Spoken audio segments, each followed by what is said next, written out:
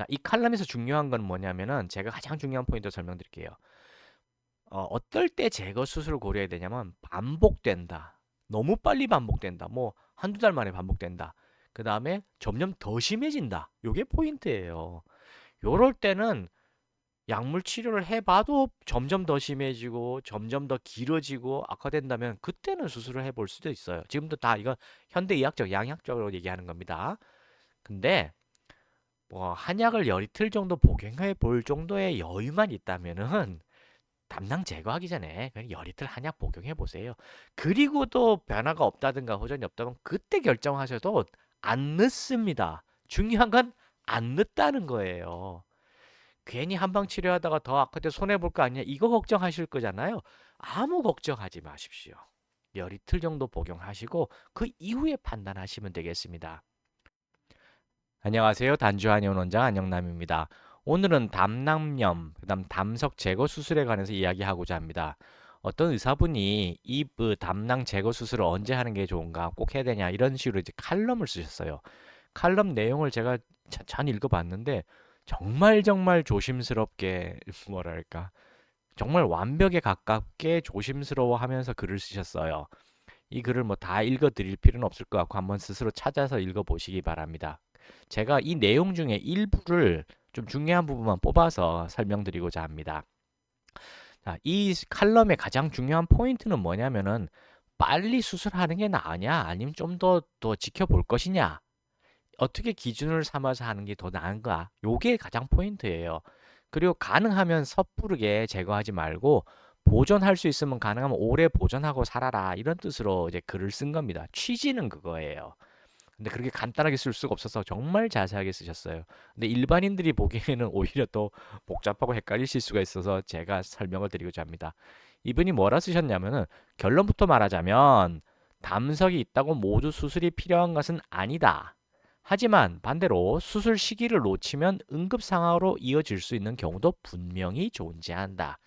이 말은 뭐냐면은 수술이 필요 없는 경우가 더 많고 괜히 수술 안 해서 악화되는 경우도 있긴 있는데 좀 이따 분명히 존재는 한다. 요런 뜻이에요. 그 다음에 어, 증상이 없는 담석은 꼭 수술을 할 필요는 없다. 그러니까 담석이 있든 뭐 하든 증상이 없다면 할 필요 없다. 담낭 안에 돌이 있다고 해도 복통이 없다거나 평소 소화불량이나 메스꺼움이 없거나 담낭염 소견이 없다면 대부분은 정기적인 추적 관찰만으로도 충분하다. 그러니까 굳이 건드려서 수술하려고 하지 말아란 얘기예요. 그냥 웬만한 증상들은 내버려 둬라. 만약 큰 증상이 있게 되면 그때 가서 진료를 받아라는 얘기지 그때 가서 그냥 무조건 제거할 생각부터 하라 이런 뜻이 아니에요.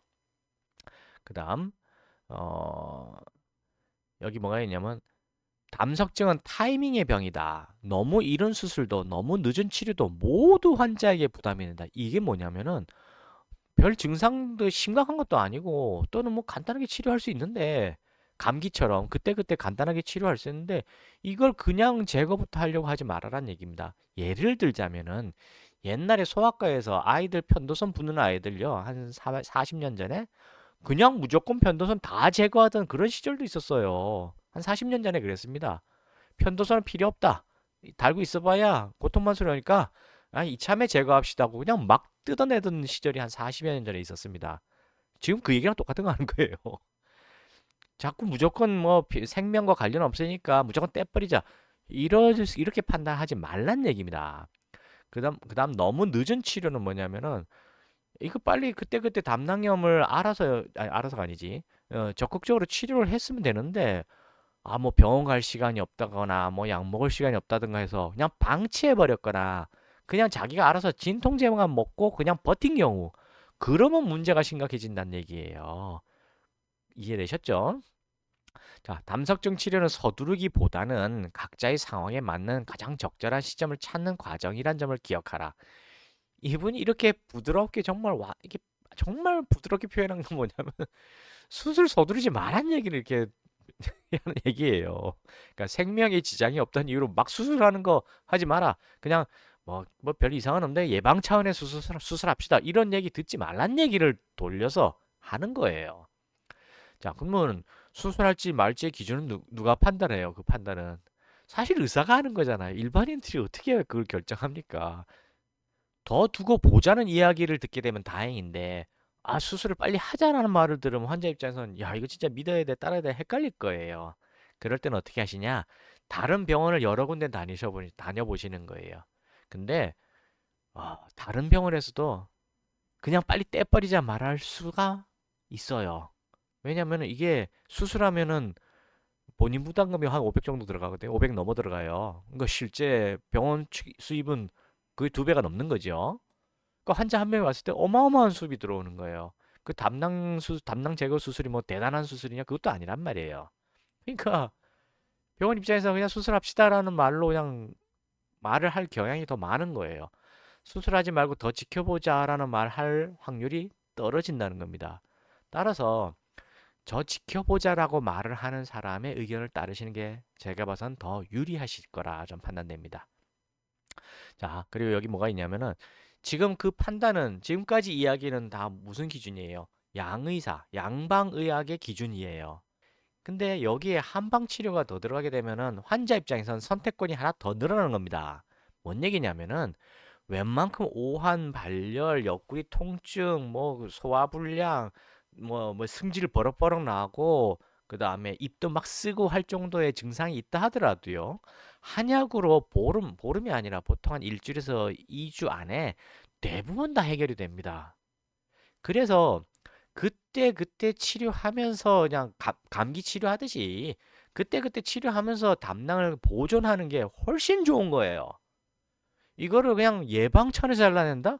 아, 그건 아닌 것 같습니다. 물론 뭐, 이건 암 조직이다. 이렇게 되면 얘기가 좀 다르죠. 근데 그게 아니라 담낭염이나 담석증 같은 거로, 특히 만성 담낭염 같은 거로 담낭을 제거하자? 이거는 아닌 것 같아요. 다시 말씀드리지만 한약으로 열 이틀 정도만 복용하셔도 담낭 제거 안 하고 사실 수 있어요.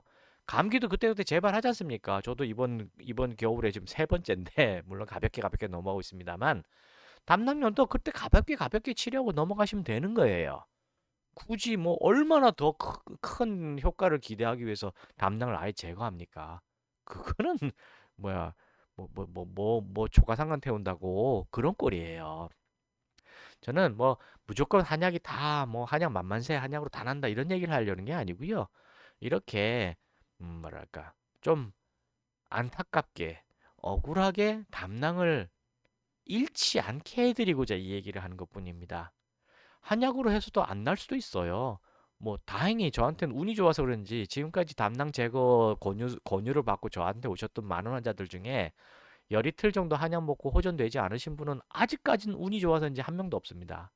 그러니까 그만큼 효과가 빠르니까요.